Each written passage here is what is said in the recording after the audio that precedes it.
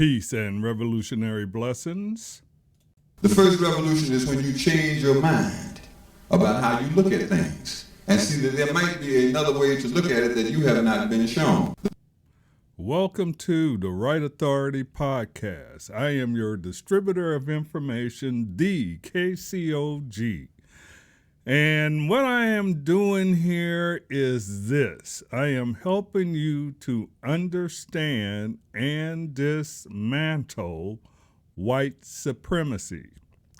If you do not understand white supremacy, what it is, and how it works, everything you believe you understand will only confuse you. That is a quote from Neely Fuller Jr.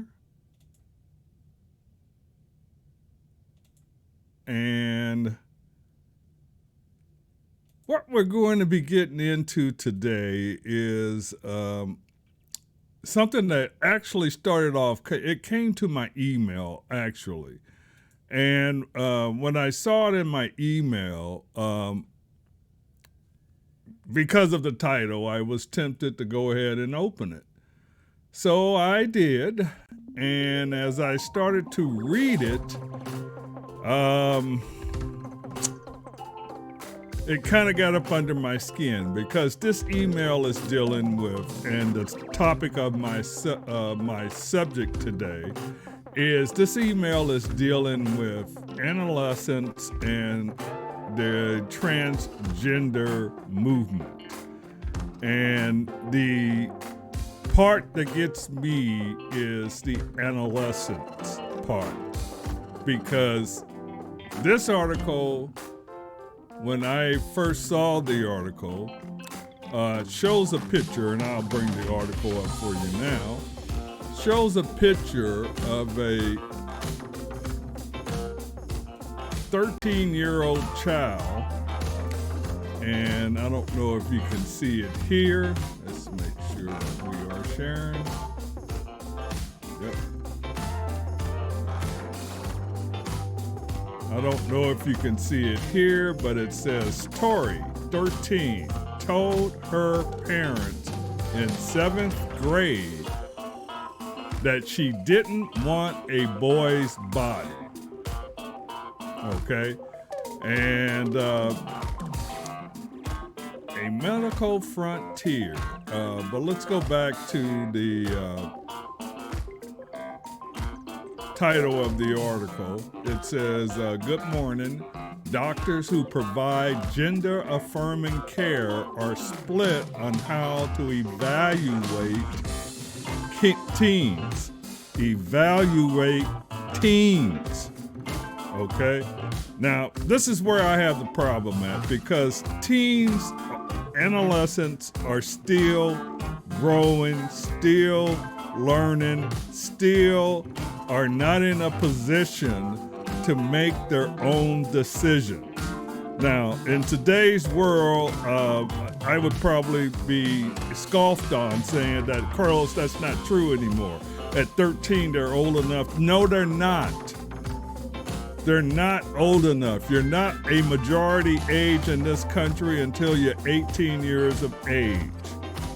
Now, what a parent's role is, and at 13 years of age, it is the role of the parent is to guide the child. Okay? That's where my issue is. Now, as we get into the article, you will see it starts off this summer, the World Professional Association of Transgender Health. And of course, I had to check that out. And yeah, it's a thing, y'all. I hate to say it, it's a thing. Give me a moment. I have to go back into the share and show you that it is a thing.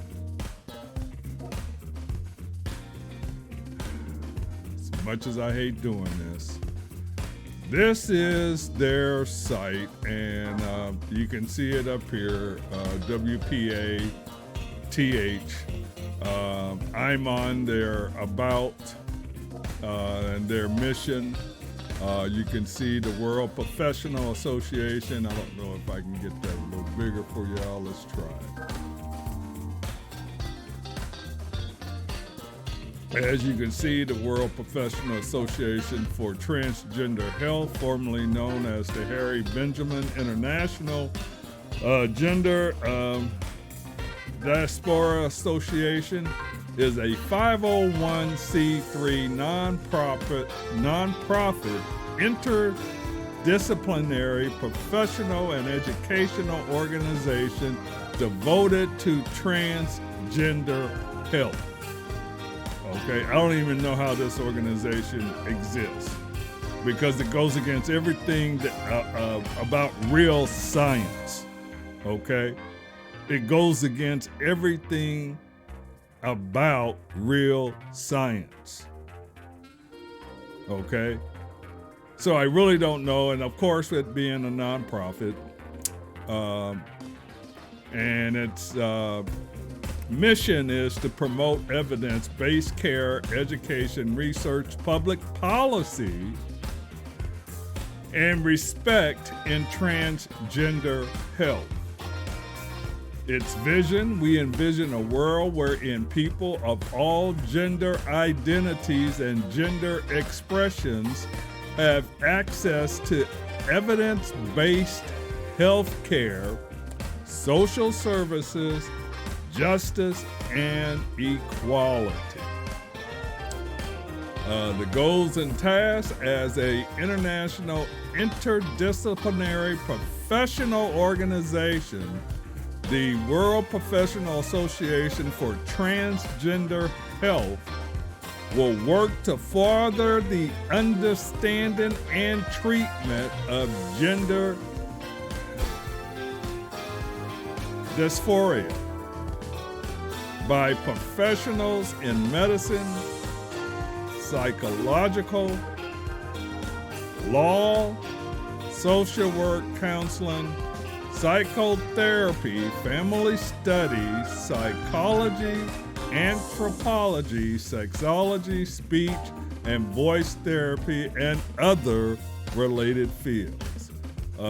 That's enough of that. I just had to show y'all that this is a real thing, and this is nothing that I am saying exists, when in reality it's a whole different ball game, and something that I bet that very few people knew existed at all, because I can definitely say that I was not aware of this prior to seeing this article. Now, back to the article. And again, you could probably see they're not showing the kid's face, but they're showing the hands and his lap. That's Tori, 13-year-old, who parents in 7th grade, who told her parents in the 7th grade, man, that she did not want a boy's body. Okay, so this is obviously going to be a transgender female. Well, anyway, here's a little bit of the article. In the debate since the last update, two interesting forces have transformed the field of transgender healthcare for preteens and teens. Preteens? The first is a large rise in the number of teenagers openly identifying as transgender and seeking care. The second is a right-wing backlash in the United States against allowing medical transitions for minors. I'm not a right-winger, but I can understand where they're going here. I spent months reporting about this transformation for the New York Times Magazine cover story that was published online this morning. Now here's the debate. Not surprisingly, there is a sharp divide among those who support gender-affirming care. The approach the majority American medical organizations have adopted for embracing children and teenagers who come out as transgender this is where I have the problem. All right. It is not a child's decision at this point. It is the parent's decision to guide the child. And those who oppose medical treatment for minors, including medication that suppresses puberty and hormones that change secondary sex characteristics.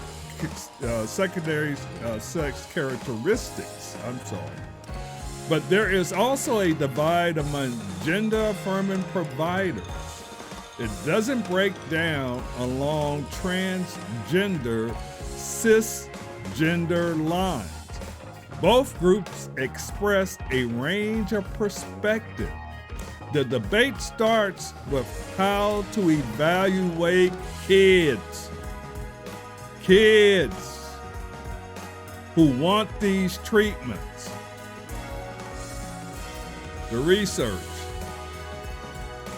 For transgender adults, which I don't have a problem with, if you're over 18 and you're calling your own shots, if that's what you want to do, then God bless you. You can do your thing.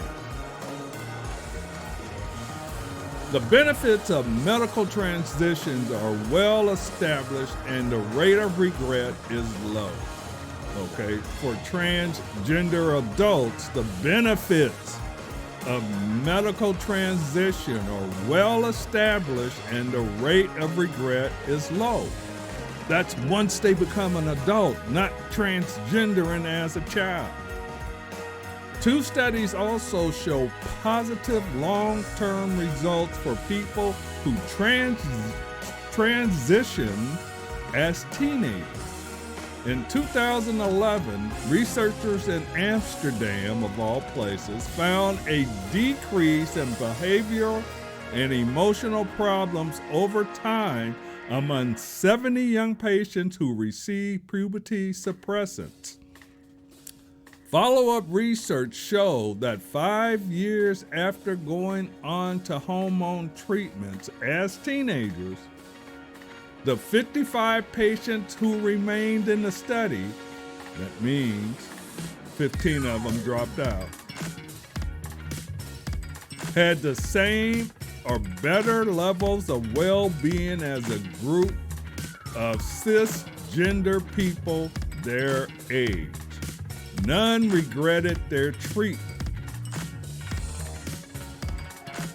All the young people in the study had a childhood history of gender incongruence and went through a comprehensive diagnostic assessment to establish the psychological and social context of their gender identity and how it might intersect with other mental health conditions. Now, that is a statement that these kids are having having a psychotic moment here with this gender identification thing. And the whole thing is all BS if you ask me. That helped prompt Leibowitz and his co-authors to recommend a comprehensive diagnostic assessment as well as parental consent, which they should have never gave, and other criteria as they updated the international care guidelines. Other gender-affirming providers, however, argued that the purpose of an assessment is not to determine the basis of a kid's gender identity. People are who they say they are, says Coach St. Amand, a clinical psychologist and family medicine physician in the Mayo Clinic. So I am less concerned with certainty around their identity and more concerned with hearing the person's embodiment goals. Do you want to have a deep voice? Do you want to have breasts? There's another nut. See, some of these people are nuts, and we're going to get to that in a minute. The rise. Now, this is very important because I want y'all to understand what this article is saying, and they tell you this. Underlying the debate about assessment is the question of why the number of teenagers in the U.S. who identify as transgender has nearly doubled in recent years. The authors of the adolescent chapter in the World Professional Association for Transgender Health Standards of Care said that the increased visibility of trans people in entertainment and media has played a major and a positive role in reducing stigma, helping many kids express themselves in ways they might have previously kept buried. It's telling you right here the visibility of trans people in entertainment and the media, and that includes social media. That's why, if you have been following my program, I started this whole thing off on brainwashing and the connection between brainwashing, TV, and social media and Hollywood. It's all connected. All right? The role, and we went through that. So, but they also wrote about the role of social influence, absorbed online or peer-to-peer. During adolescence, the chapter recognized peer and culture often affect how kids see themselves and who they want to be. Some transgender advocates think that bringing up social influence in context of trans identity is beyond the pale. It defies reason to say that enormous numbers of cisgender privileged youth are magically transformed by mere social media exposure. Again, what they are admitting here is that if your child is online constantly and is constantly receiving material from social influencers who are transgender, this is brainwashing. This is changing these youth's mind to accept this as reality, and in some cases, want it for themselves. That's why this article was so alarming to me. Okay? Now, what you have here is a organization saying that they are social scientists, doctors, psychologists, sociologists, working to help create and support gender identity. Okay? Now, this whole thing to me is madness. Okay? And don't misunderstand me. I'm not being mean about this. I'm really not. I'm just saying that it doesn't make sense to be going through this. So the next thing I have to do is bring you some information to kind of show you that all doctors and scientists are not legit. Okay? So I'm going to share a little something from Dr. Amos Wilson, who actually talked about this in the 90s. Okay? And look at where we are today. Here's Dr. Amos Wilson. The educated individual today is the most dangerous individual on earth. Educated human beings today, ladies and gentlemen, are twisted and distorted. And they represent the greatest danger to life on earth. How do I say that? When this world ends, and if it ends, it will not be brought to an end by muggers, by rapists, by robbers, by dropouts. It will be brought to an end by PhDs. It will be brought to an end by people who have clipped lawns and little lovely kids and two-car garages. It will be brought to an end by the pillars of society, who go to church, who vote, who are concerned with the Board of Education, but who will also go to work and design bombs and design all kinds of offensive and defensive weapons, doctors who will design germ warfare, botanists who will design biological warfare to destroy crops, psychologists who will design methods of destroying people's minds and so forth, sociologists who will determine how you can destroy a society and its values. So the thing that we must recognize that education in a Eurocentric society is an education for war. And every discipline is a part of that war effort. Every discipline is a part of its scheme to dominate other people. The African American student is often deceived by this type of thing. They're deceived into thinking that the education they're receiving is non-political, which is the most political thing of all. All disciplines are related in some way to politics, and all disciplines are in some way related to maintaining the dominance of Eurocentric society. The Eurocentric society is one that is based on death and domination. Death and those domination. People who are educated in it are educated to bring death and domination upon other people. That's powerful, man. That is so powerful. Why is that so powerful, y'all? Well, I'm going to show you some things that y'all may have forgotten, or maybe you didn't even know. Just to show you that he was pretty much on track with what he was saying. Man, I mean, this is crazy. Check this out.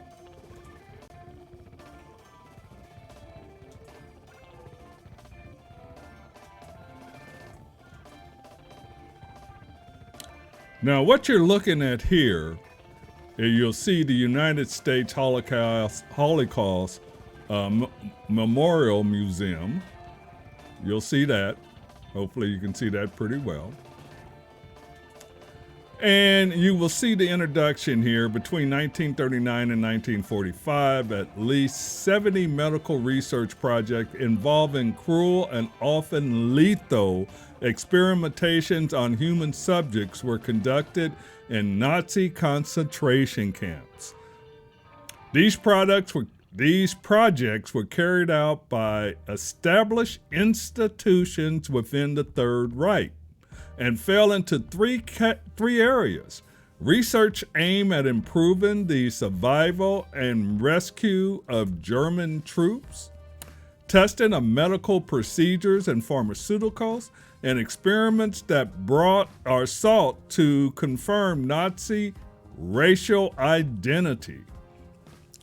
More than 7,000 victims of such medical experiments have been documented, including Jews, Poles, Gypsies, political prisoners, Soviet prisoners of war, homosexuals, and Catholic priests. The medical case of the first 12 subsequent Nuremberg proceedings tried by the military tribunal began on October 25th, 1946. 23 physicians, scientists, and other senior officers in the Nazi medical administration and the army were put on trial. 7 of the accused were sentenced to death and executed. 9 were sentenced to long prison sentences, and 7 were acquitted. Several major perpetrators were never tried for their crimes, among them Joseph Mengele. And if you know anything about MKUltra, this man was behind it, who escaped to South Africa, and Horst Schumann, who was judged physically unfit to stand trial. The following bibliography was compiled to guide readers to select materials on Nazi medical experiments that were in the library's collection. Not only did they do these experiments, they documented it and created a library so that they would have this information available to them. It is not meant to be exhaustive.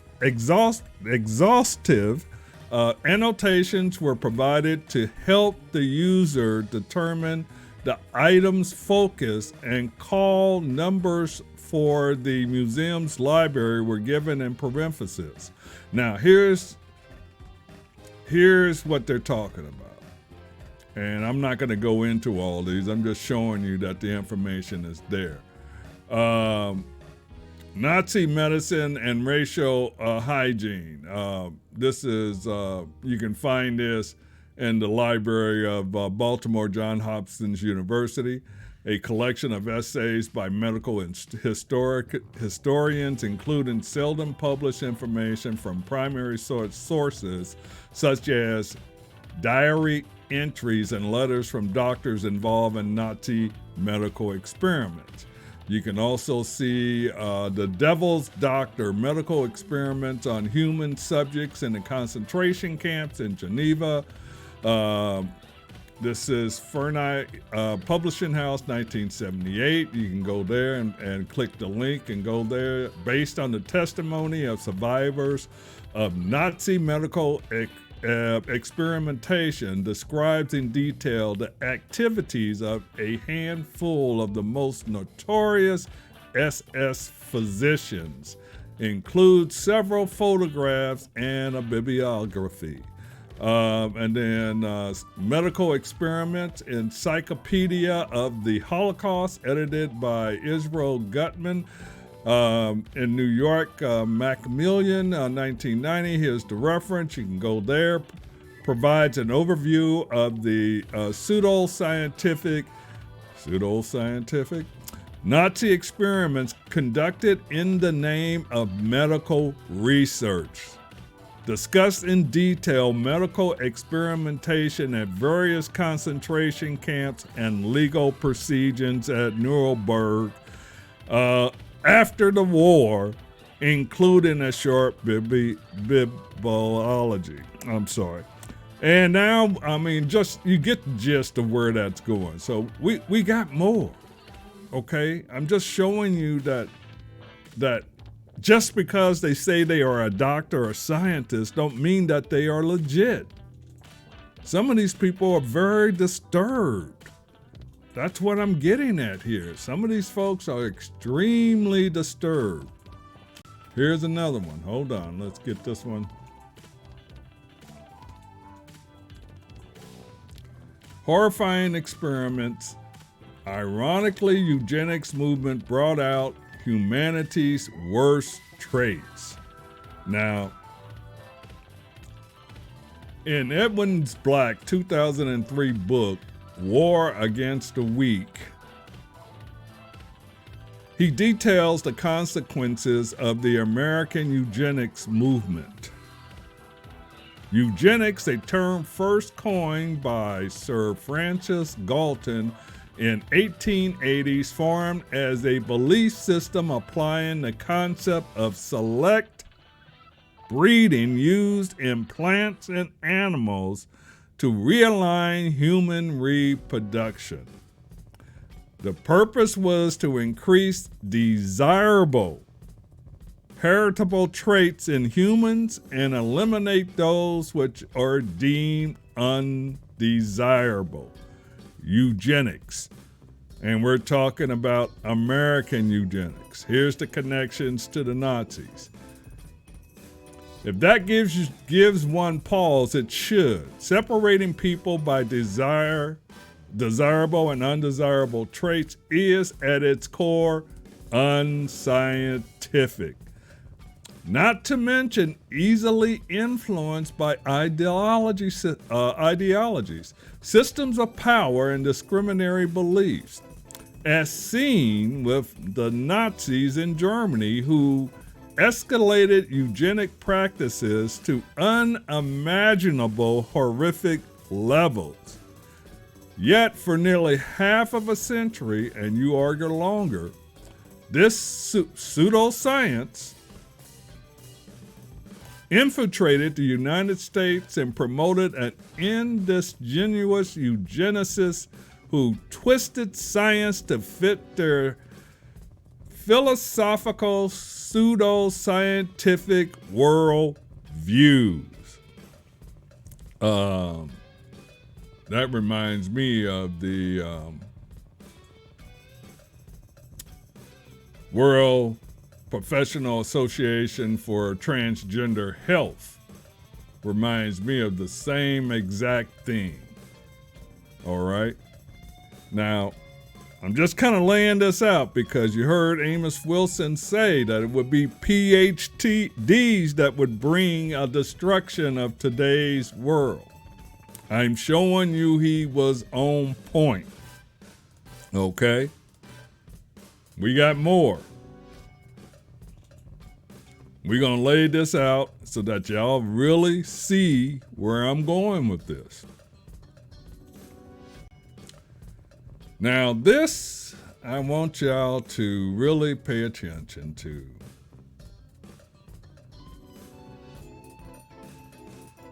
See what I looked up here? Bayer Company history, Nazi. See what came up? G Farben, Bayer's parent company, used slave labor in factories it built in Nazi concentration camp. See that? Including Auschwitz. The founder was Friedrich Bayer. His products, prescription and pharmaceuticals. Y'all know what Bayer is, right? How many of y'all take Bayer aspirins out there? This is what we're talking about.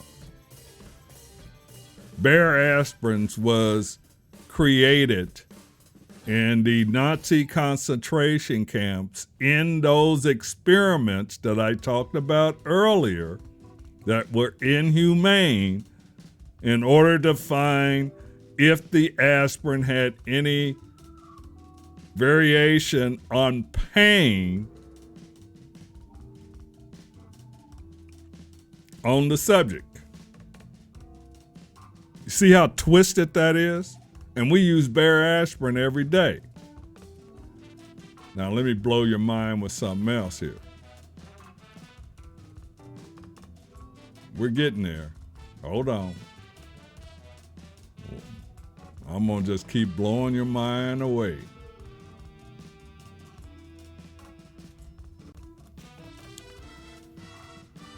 And yes, you are seeing this correctly.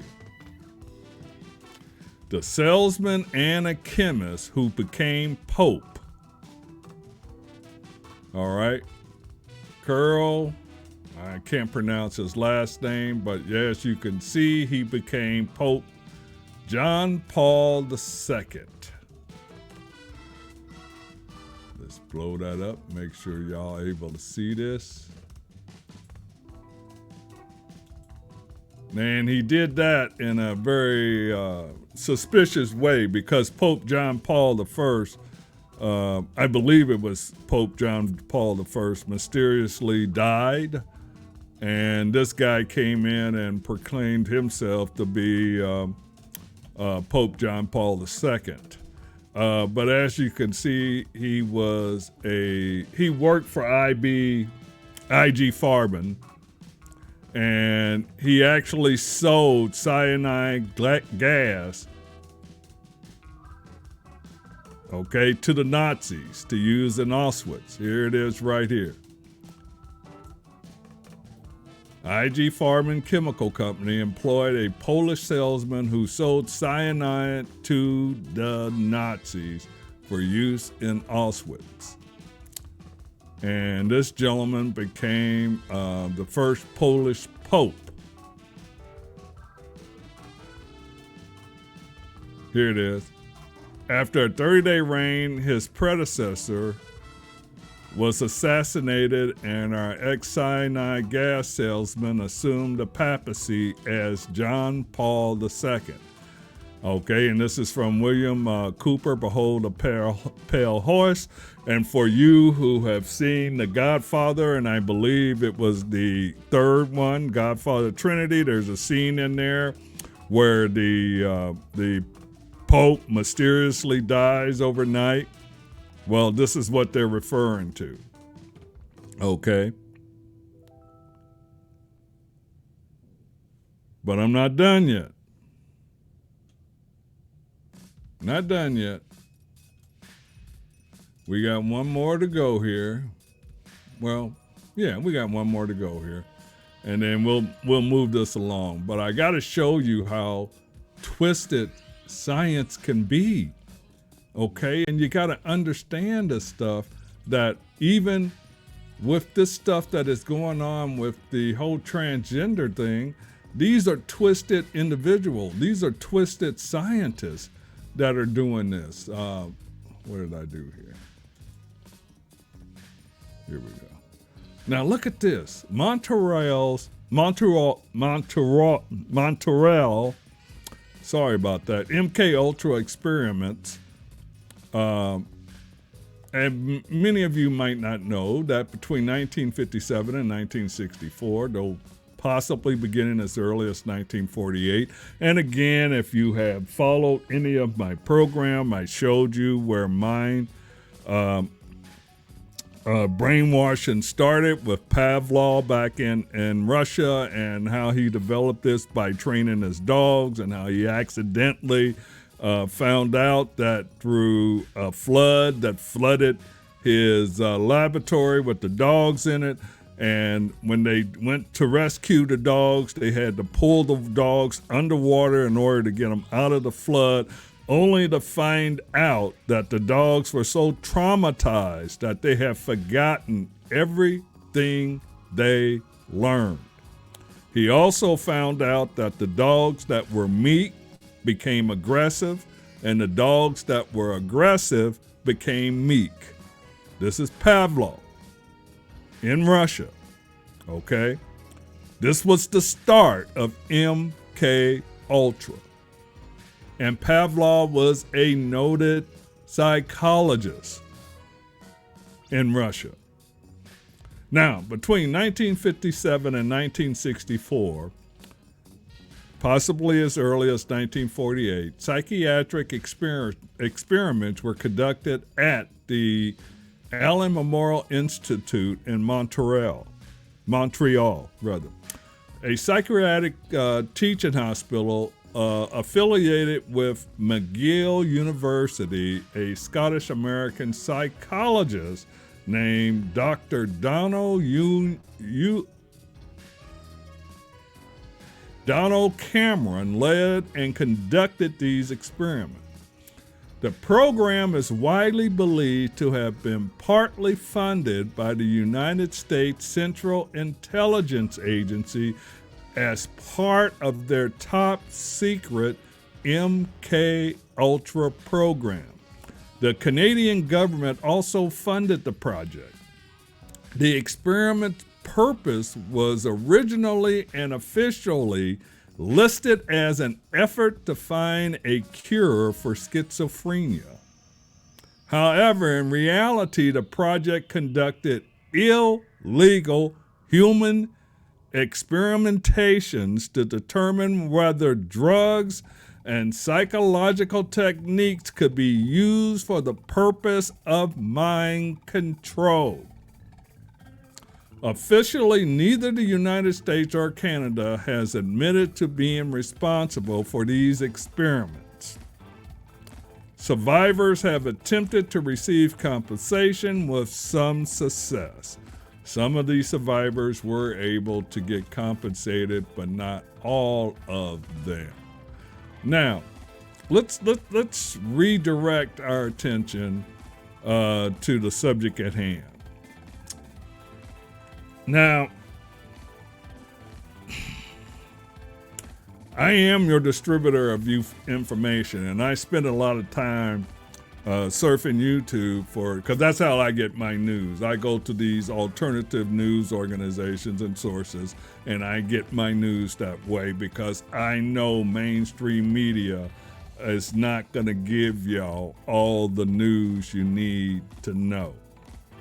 I know this. And one of the programs that I occasionally watch is a program that's called Go Back to Africa. And in this particular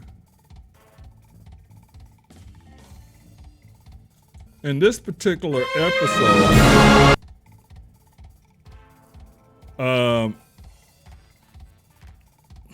Matt Waltz, who created a documentary or I'll call it a documentary called What is a Woman, goes into Africa and he interviews the Maasai tribe on gender. Okay. And what's so interesting is their response to all this. And I'm going to try to pick it up as quickly as possible there. So just give me a moment.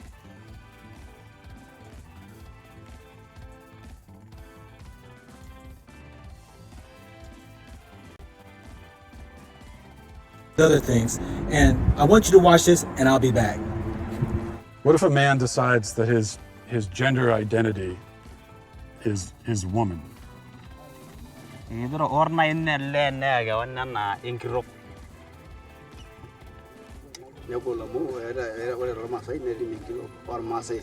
woman has its own duty, and a man has its own duty, and a lady cannot do the duty of a man, and a man cannot do a duty of a woman. Can a man become a woman? No. No? No. What about a transgender? Transgender?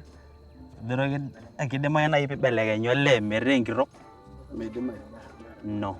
No? It will look like if you want to become a lady but you're a man, you have something wrong in your mind. Something wrong in your family, something wrong in you. What about if someone was non-binary? Come again? Non-binary? Uh-huh.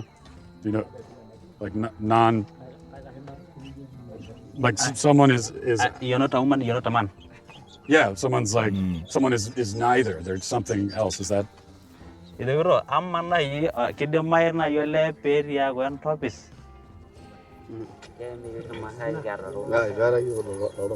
He's saying we have never seen things like those. For a man, he has a penis. For a woman, he has a vagina. So we know this is a lady, this is a man. What if it's a woman with a... What if it's a woman with a penis? Both? Is that...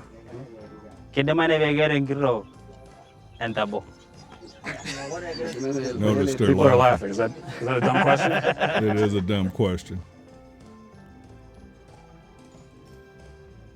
Now, stay with me on this. So now, before we move on, Assalamu alaikum, brothers and sisters. Peace be with you. This is your brother Eddie from the D Show, and we are in the best days of the year. Sorry to the about next the ad, y'all. matter at hand.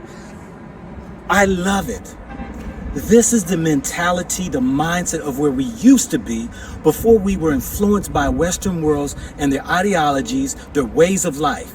That even our Maasai brothers who are sitting there showing that to the European, the concept of never seeing such a man and a woman together, because people want to use that as a door to open up to be who they want to be, when in actuality, it's less than 1% of the population. But then we want to identify ourselves with other sex and all these things when the Messiah was laying out an African spirituality, the duties of a man and a woman, that a woman has a vagina, a man has a penis, the simplistic way of knowing who you are. Who cares what you think and feel? But if you're misguided, the youth needs to be taught, because you will go through these feelings. So let's get to the next video of him interviewing this woman who Pay is attention. definitely the example of European mindsets. Not all, but for the agenda that's being pushed by these crazy people, she gives you an idea of what we're up against in this crazy Western worlds we live in. Check it out. Well, you know, we talked to a lot of people for my film, What is a Woman, which is streaming now exclusively on the Daily Wire. And you go to whatiswoman.com and get signed up, and you can watch the film right now. Many of the conversations we had were unintentionally hilarious. Many were disturbing. Veering significantly over to the disturbing end of the spectrum is my interview with Dr. Michelle Forcier, who is... Now, before we get into this, I got to kind of set things up so you know who Matt Walsh is, okay? Outside his straight-laced views on gender, which I can support, he is a right-winger, okay? His political views are to the right. He really hates the liberal left, as he calls it, and the liberal who call themselves woke. These are the things that he is totally against, so that you can understand his mindset. But where he's coming from on gender, I don't have an issue with. All right. Now, this Michelle person that he's interviewing is part of what Dr. Amos Wilson and everything else I just showed you of those PhDs, the so-called doctors who are going to destroy our population. Now, in her case, she is both a doctor that handles abortion as well as gender reassignment in adolescent kids. She's a pediatrician. Pay attention to this woman. And pay attention how, look at her whole demeanor. This woman is totally disconnected from reality. How this woman got any medical license whatsoever is beyond me. And you can tell that this woman has a purpose. She will tell you she works in abortion clinics, and she will tell you about her work that she does in gender reassignment in adolescents. I'm not making this crap up. This woman is not of this world. Check it out. Is, as you'll hear her proudly identify herself, a gender-affirming pediatrician, also an abortionist. We flew up to Providence, Rhode Island to speak with Dr. Forcier. She was friendly enough at first. And what we found in many of the interviews that you'll see in What is a Woman is that gender ideologues are very polite and nice right up until the moment when you express any skepticism at all. But before we get to that point, where things really start to sort of fall apart, let's get to know Michelle a little bit. Watch. My name is Michelle Forcier, and I have a medical degree from University of Connecticut, residency, University of Utah Pediatrics. I gotta point it out. Look at how this woman is dressed. Look at this. This woman, and that always the soft-spoken tone. Even when she gets upset and doesn't agree, she doesn't raise her voice much. I'm telling you, this woman is not of this world. And I've worked for a number of different Planned Parenthoods for 20 years. I do advanced contraception and abortion, as well as gender hormones, and sort of looking at the whole sort of schema of gender, sex, and reproductive justice. So you've done a lot of work in this field. Could you just start by telling us? Sure. At what age can a child first begin to transition into another gender or identify themselves as a gender different from how they were born? Yeah. Well, there's research and data that show that babies and infants understand differences in gender. Some children figure out their gender really early. And the reason why we are say, oh, that's interesting or important is because they're figuring out their gender identity is not necessarily congruent with their sex assigned at birth. When the doctor sees the penis and says, this is a male, has the sex of male, that's an arbitrary distinction. Now, the reason I'm interjecting here, because this woman knows she's lying. The human baby, if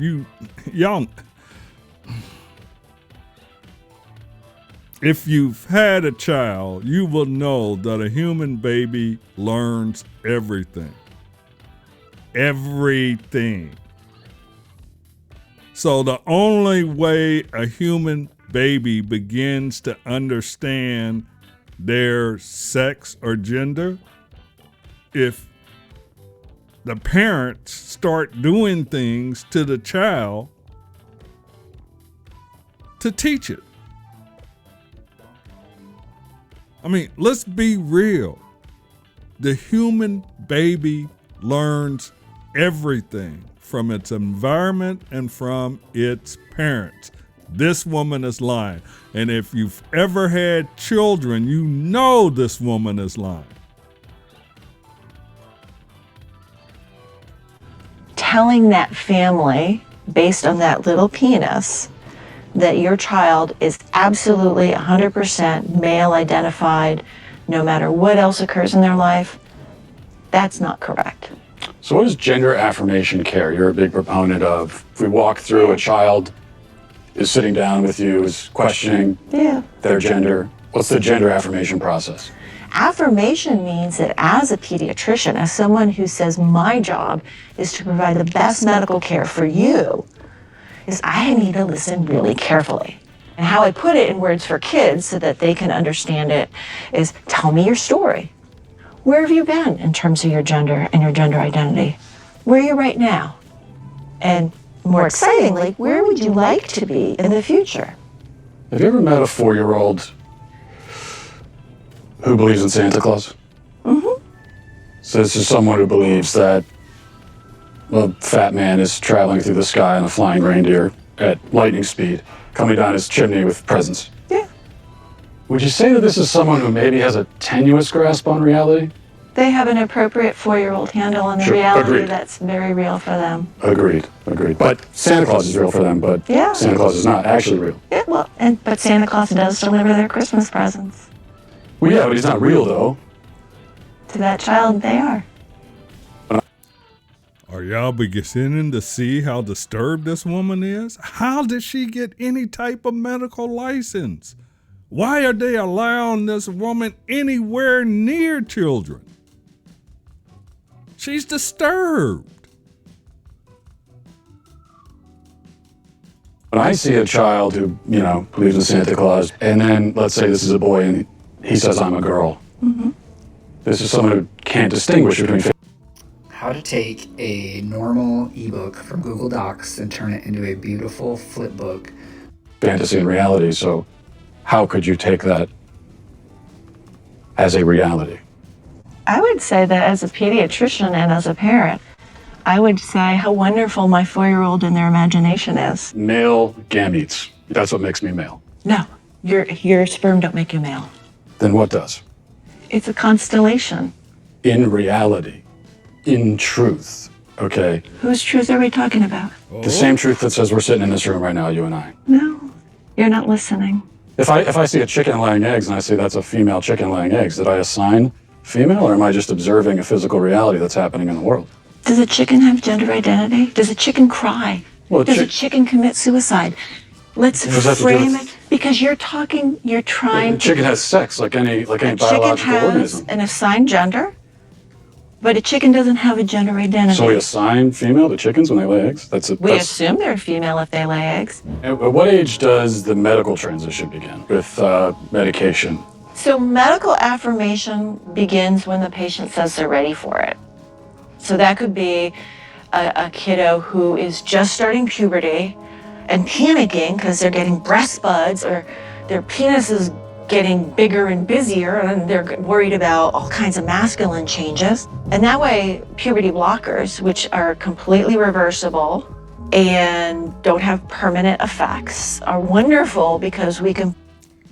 y'all do know in today's age, puberty starts as young as 10 or 11 years of age in children. This woman is a mad scientist. Truly disturbed, truly mad. I'll let y'all continue to listen. I'm sorry.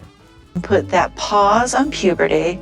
Just like if you were listening to music, you put the pause on and we stop the blockers and puberty would go right back to where it was. The next note in the song just delayed that period of time. One of the drugs used is Lupron, right? Which has actually been used to chemically castrate sex offenders? You know what?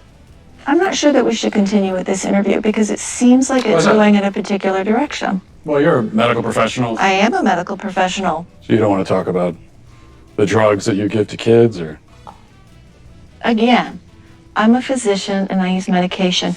You're choosing exploitive words. Drugs I give to kids. I'm choosing a chemical word that was in a dictionary. That's not a correct term for puberty blocking. I could look it up on my phone. I'm pretty sure if I looked it up. You can look it up on your phone. It says medical definition, the administration of a drug to bring about a marked reduction in the body's production of androgens and especially testosterone. And I'm saying, as a pediatrician who takes care of hundreds of these kids, when you use that terminology, you are being malignant and harmful. I mean, there are some who would say that giving chemical castration drugs to kids is malignant and harmful. It's about the context of caring for a child and seeing the suffering that kids can have that have not been an affirmative home situation. So we're going on this journey. Boys can be girls, girls can be boys, men can be women, women can be men. It makes me wonder, what is a woman? What is a woman? A woman is someone who claims that as their identity. It could be many things to many people. So what do you think? This is the... Oh, boy. And we got one more for you guys. I really hope you beginning to see my point that these are mad scientists that are supporting this whole World Professionals Association for Gender Health.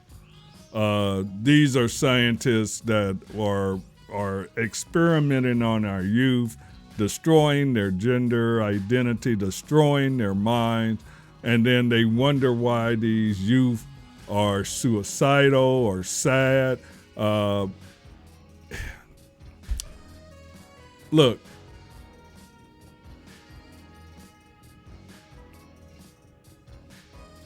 your role as a parent is to guide and educate your child.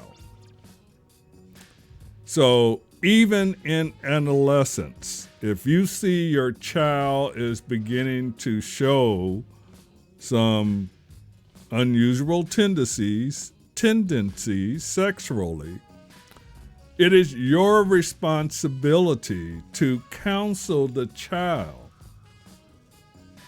and make sure they have a real understanding of the facts, okay? The Maasai made it very simple through their spirituality, and in truth, when you look at the natural law, the universal law of the universe, okay? When you look at the plant and animal world, it all breaks down to male, female, okay? That's the way it breaks down, okay? There is no in between. So your role as a parent is to make sure your child understands basic biology and the natural order of the universe.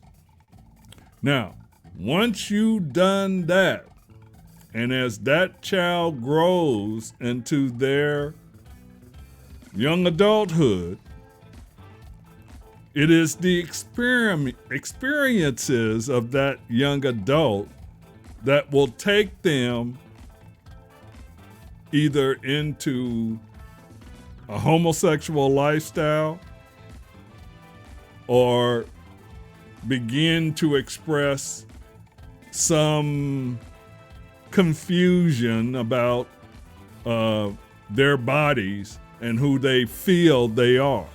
Now, notice I use the term who they feel they are, because I believe it's a psychological thing. Now, it could go even deeper than that. Now, for those of you who are Christian or Jewish or Islamic, if this offends you, my apology in advance. But there are some people who believe that once you leave this world, you do return in another spirit. Okay? And if that is a possibility, then I can see where you had a former life as a female and you come back as a male, but your former life experiences has not been completely erased. So even though you're in a male body, you're remembering your female life before. Now, I know everybody don't believe in that. I'm just saying there are people out there who do. All right. Now, if that's the case, then I'm thinking the only way you can help that individual is through some type of psychological therapy. Okay, to get that individual to realize that that life is past. This is your new life. This is who you are. You have to accept this. Okay? Because let's be truthful about transgender surgery, y'all. It's only cosmetic. Okay? I don't care how much a man, and I know there are some men out there that look very much like a female, but they can't function like a female. They don't have periods. They can't have a baby. They can't bring forth life. Okay? Yes, I know there are some women out there who go through the surgery and they transition and look like a man. But they don't function like a man. All right? They cannot develop sperm. All right? They cannot develop the seed in which to bring forth life. And that's the reality of this world when it comes to male, female. That's our reality. Now, here's the one more thing I'm going to do, and then I'm going to wrap this up, because I found this extremely interesting when now Supreme Court Justice Ketanji Brown Jackson, and I never could say her name correctly, but when she was going through her confirmation hearing, it was interesting that the Senator Blackburn from Tennessee asked her the question of what is a woman? And what I would like to do is show y'all. Again, because I don't know the case, I don't know how I interpret it. I need to read the whole thing. Can you... Stop.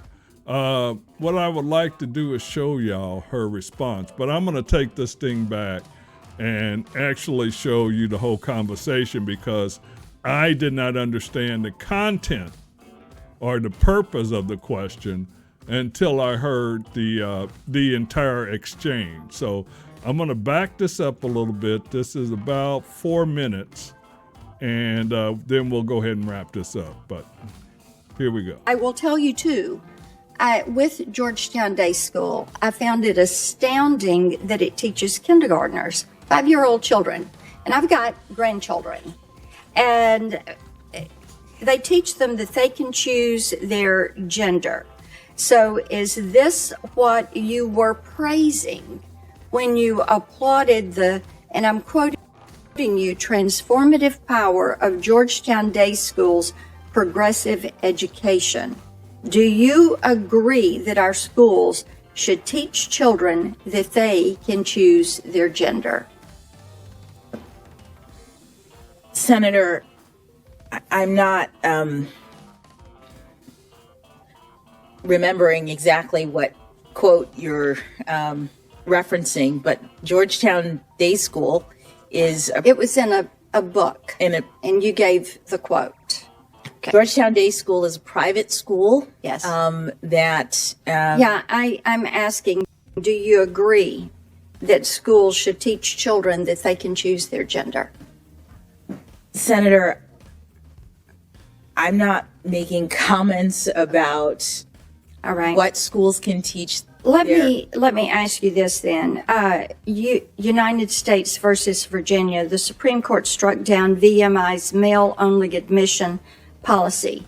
Writing for the majority, Justice Ginsburg stated, supposed inherent differences are no longer accepted as a ground for race or national origin classifications.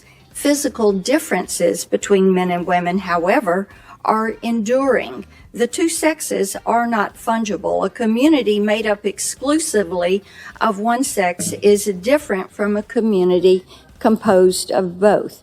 Do you agree with Justice Ginsburg that there are physical differences between men and women that are enduring? Senator, respectfully, I am not familiar with that particular quote or case, Okay. so it's hard for me to comment as to whether. All right, I'd love to get your opinion on that, and you can submit that. Do you interpret Justice Ginsburg's meaning of men and women as male and female? Again, because I don't know the case, I don't know how I interpret it. I need to read the whole Okay. thing. Can you provide a definition for the word woman? Can I provide a definition? No, Yeah, I can't. you can't? Not in Okay. this. And you know what's really surprising about this is that this is one woman asking another woman to give a definition of woman. And the woman she's asking is saying she cannot provide a definition because she's not a biologist. This is how, and keep in mind, Marsha Blackburn, as you can see on the screen, is a Republican from Tennessee. And Ketanji Brown Jackson, because of her marriage to, I believe, a Republican white male, probably is a Republican also. And she is purposely dodging the questions so that she would not tip her hand either way on how she would rule on any of the questions presented by Senator Blackburn. Now, Senator Blackburn should be astute enough to see this and redirect her questioning in a different way, not to kind of tip her hand on judgments that she may face on the Supreme Court. But for whatever reason, she chose not to. Let's go ahead and wrap this up. Context, So you I'm not a believe the biologist. meaning of the word woman is so unclear and controversial that you can't give me a definition? Senator, in my work as a judge, what I do is I address disputes. If there's a dispute about a definition, people make arguments, and I look at the All right. law and I decide. Well- So I'm not. We're going to end that right there because all she really had to say is, Judge, I consider myself a woman. Question answered. But she chose to dance all the way around that because she knows this is a question that will be coming up to the Supreme Court at some time.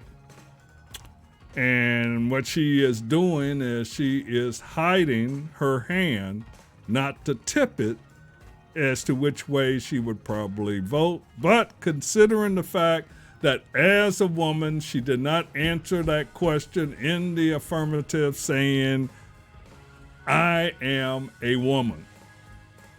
You are a woman. Will tell me that she may have some very liberal, woke views on gender. Okay. Now, with that said, I didn't do this to come out and bash the transgender community. That wasn't the purpose of me doing this. As I said in the beginning of this thing, the main reason I did this, and you heard Senator Blackburn point this out in the beginning of her questioning with Ketanji Brown Jackson, that they are doing this stuff in school. Okay? And we're not talking about high school and college. What we're talking about is middle school. I literally had a second grade grandchild ask her father why she was being taught about two daddies and two mommies. Okay? Second grade. See, and for those of you in the homosexual community, this is not to say that you do not deserve the right to work in your chosen profession, but you have to consider the influence on future generations. I believe if you are gay or transgender, that you should not have a job teaching young minds in elementary school and middle school. Now, starting from the high school level up, the children are a little bit more mature and can handle a little bit more, and they're a little bit more advanced, most of them are, through the teachings and mores of the home, okay? When you interject your lifestyle on these kids when they are in elementary school and middle school, their formative years, you are taking away from those parents the way they want their children acculturated, all right? And I say that with all due respect to any gay teachers. I'm not telling you you can't have a job. What I'm telling you is you shouldn't be teaching young, impressible children in elementary school and in middle school. You should be applying on the high school level and above, okay? And that's the way I feel, because those minds are very impressionable at those ages, okay? And again, as a parent, if I knew my sons had a gay teacher in elementary school or in middle school, I would be there addressing the issue, okay? Because now you're stepping into my territory. I'm the one that's acculturating my sons, not you, okay? And just your very presence in the classroom with them every day, see, it goes against everything that they're seeing at home and getting at home. All right? It goes against all that. So I'm going to go ahead and wrap this up. And again, the whole thing here is about the children. This is not about the transgender. This is not about the gay community. This is about the children. We should not be pushing these agenda on children. Children should be allowed to be children and grow into their young adulthood before they take on any of these issues. Let children be children. Let their innocence be able to shine through and guide them, okay? Sexuality is not up to the public school system or private school system. It's not up to any system whatsoever. And for you parents at home, because I have seen videos of parents who has a little boy and wished he was a little girl, so they start acculturating him in that way. You're wrong. You're a pedophile. I've seen videos of parents who have a little girl and they want a little boy, so they acculturate her in that way. You are wrong. You are a pedophile because you're pushing your sexuality onto those kids. You're wrong.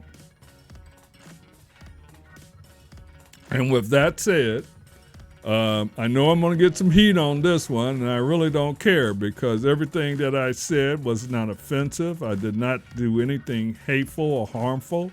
I literally laid down the facts and the universal law as I see it, and I was very clear that these are my opinions. Okay? And with that, we're going to go ahead and wrap up this edition of The Right Authority. Hopefully you guys enjoyed the programming. Please support me as much as you can. I'm not out here trying to hustle y'all for views. Okay? Excuse me, I said that wrong. I'm not out here trying to hustle y'all for money. That is not why I do this. What I am trying to do is share the information. That's why I call myself the distributor of information. So views are what I am hustling. So please share the program. You don't have to like it if you don't want to, but do share if you can. Spread the word on this kind of programming coming out and what I am trying to give you guys. I have so much more coming out. You're going to hear in the very near future the work of Mr. Walter Vincent Brooks and his book, Trust No Shadow After Dark. I already have the first interview that I'm editing right now that will be coming out very soon. You heard me post on Instagram, hopefully yesterday, about the 4th of July and Juneteenth. We got more coming out, and I want you guys to understand it's time for us to look at our government in a different way. And future broadcasts, I will explain and break that down for you. But as of right now, we're going to wrap this up. Peace and blessing. Everybody have a great evening, and we'll see you on the next one.